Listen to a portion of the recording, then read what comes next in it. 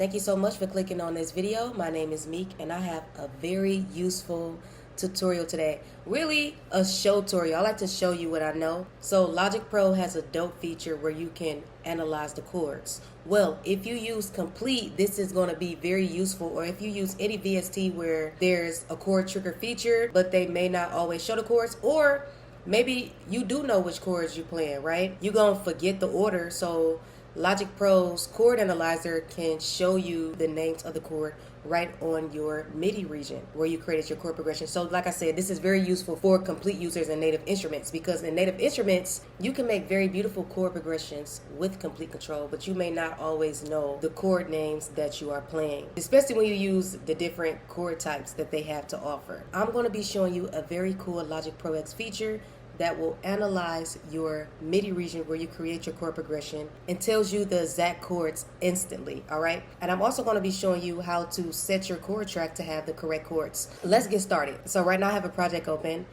and I created a chord progression with Complete control. So this is a template for my ambient music and it has the wrong names of the chords that I'm playing.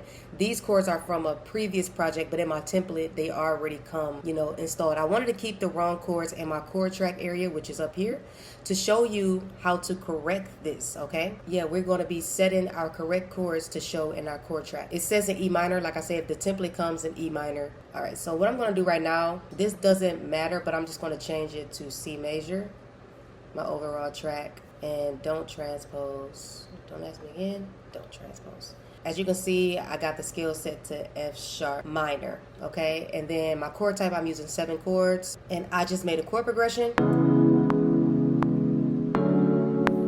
And as you can see, it doesn't show the chord names, it just shows the notes that I'm triggering on my keyboard. Let's just get to it. So it's pretty simple. So this is how you do chord analyzation on your MIDI region where you created your chord progression. So what we're going to do is highlight our chord progression. All right, we got it here. And I'm just going to double click. I'm on a MacBook. And then this is going to be this drop down menu and you're going to go to chords. It's pretty simple. You're just going to go to analyze chords.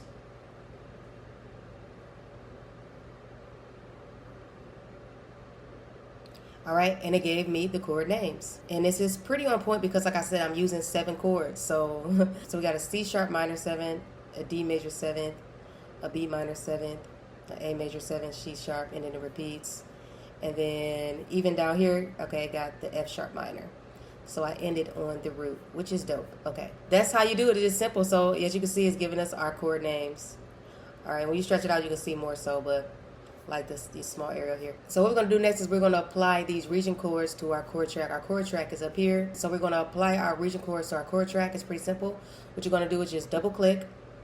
You're going to go to chords, apply region chords to chord track.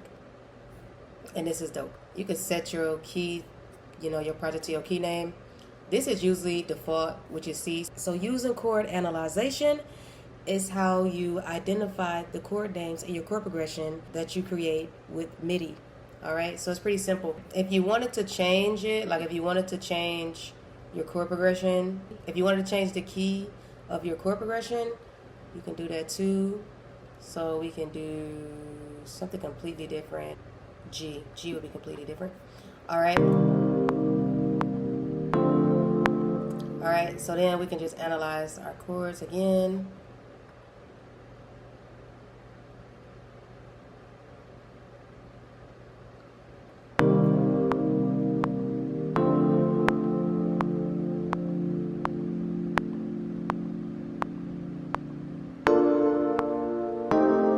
Cool, so we know it's correct because we started on on our root note, which was G. But this is supposed to be a G minor 7. So sometimes it's not always perfect, right? But still, this is the root names. And right, so the second chord would really be a D minor 7. So sometimes it can pick up certain notes first and it'll split. It seemed like the first time is always perfect, okay? So I just want to keep that in mind. Yeah, so then you would just do the same thing. Apply region chords to track, and there you have it. But I'm gonna put that back. All right, but yeah, so I wanted to keep it real, and I wanted to show you things you may run into. So that's something you can run into when you reanalyze, but I hope you enjoyed this tutorial. Thank you. Logic Pro is so dope. It got a lot of dope features, so keep on using it.